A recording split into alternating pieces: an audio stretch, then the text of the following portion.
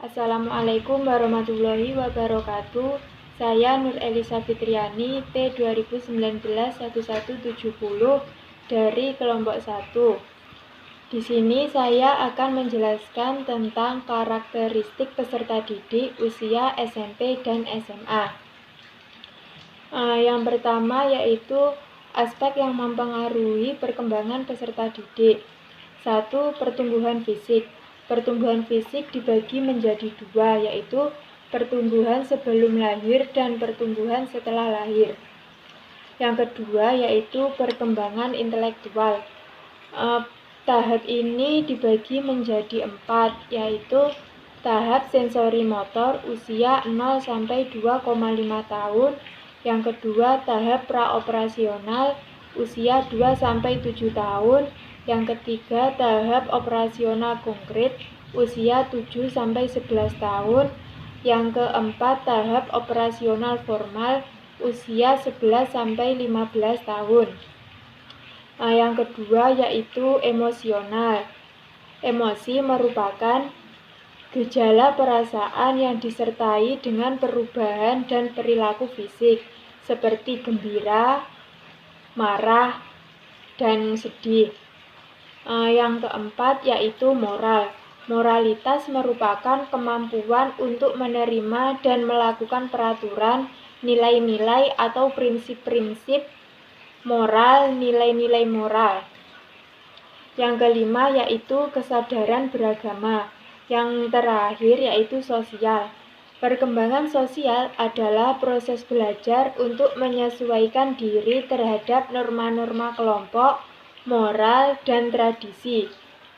Sistem etika yang terakhir yaitu mengembangkan wawasan keagamaan dan menerapkan religius. Selanjutnya yaitu implikasi faktor komunikasi terhadap penyelenggaraan pendidikan. Yang pertama yaitu memberi penjelasan. A. Menentukan hal-hal pokok dan hubungan antara satu sama lain. Yang kedua memberi penjelasan yang meyakinkan. Yang ketiga memberi penjelasan secara gamblang. Yang keempat menghindari berbicara dengan bahasa yang muluk. Yang kelima menghindari penggunaan kata-kata yang tidak jelas. Yang terakhir yaitu memeriksa kembali penjelasan. Yang kedua yaitu mengajukan pertanyaan.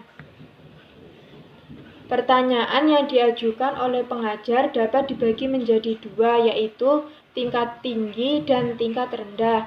Pertanyaan tingkat tinggi adalah pertanyaan yang menuntut pemikiran abstrak.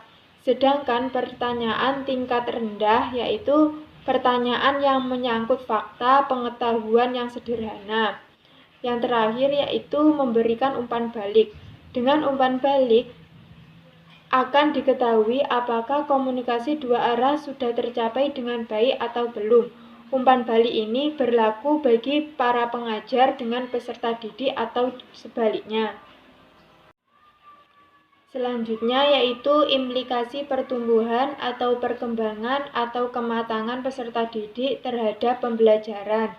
Yang pertama yaitu pertumbuhan dan perkembangan manusia sejak lahir berlangsung dalam lingkungan sosial yang meliputi semua manusia yang berada dalam lingkungan hidup itu. Yang kedua yaitu interaksi manusia dengan lingkungannya sejak lahir. Yang ketiga dapat berinteraksi sosial. Yang keempat atas dasar keterikatan dan kewajiban. Yang kelima setelah umur kronologis mencapai lingkungan tertentu. Yang keenam kematangan sosial merupakan landasan bagi kematangan intelektual. Yang ketujuh kematangan emosional melandasi kematangan sosial dan kematangan intelektual. Yang kedelapan kematangan jasmani merupakan dasar yang melandasi semua kematangan sebagaimana dimaksudkan di atas. Yang kesembilan yaitu pendidik yang berkecimpung dalam pengasuhan anak dalam perkembangan di masa kanak-kanak. Yang kesepuluh hasil-hasil belajar yang mendasari hidup bermasyarakat banyak dicapai oleh anak dalam keluarga. Yang ke-11 iklim emosional yang menjiwai keluarga itu meliputi hubungan emosional antara keluarga. Yang ke-12, seorang anak, di mana anak sekolah adalah seorang realis yang hendak mengenal kenyataan di sekitarnya. Yang ke-13, pada umumnya anak masa sekolah dan masa remaja mengalami pertumbuhan jasmani yang semakin kuat dan sehat. Yang ke-12, pemahaman guru terhadap minat dan perhatian peserta didik akan sangat bermanfaat. Yang terakhir yaitu karakteristik umum pertumbuhan atau perkembangan peserta didik ialah ditandai dengan kegelisahan, pertentangan, keinginan mencoba segala sesuatu dan menghayal.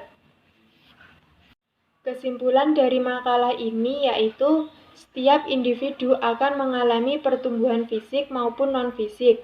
Berikut ini pokok-pokok pertumbuhan dan perkembangan aspek-aspek yang berbeda. Masa sebelum lahir merupakan masa pertumbuhan dan perkembangan manusia yang sangat kompleks, karena menjadi masa awal terbentuknya organ-organ tubuh dan pembentukan sistem saraf lengkap. Setiap bagian fisik seseorang akan terus mengalami perubahan karena pertumbuhan, sehingga masing-masing komponen tumbuh akan mencapai tingkat kematangan untuk menjalani fungsinya. Sekian dari saya. Wassalamualaikum warahmatullahi wabarakatuh.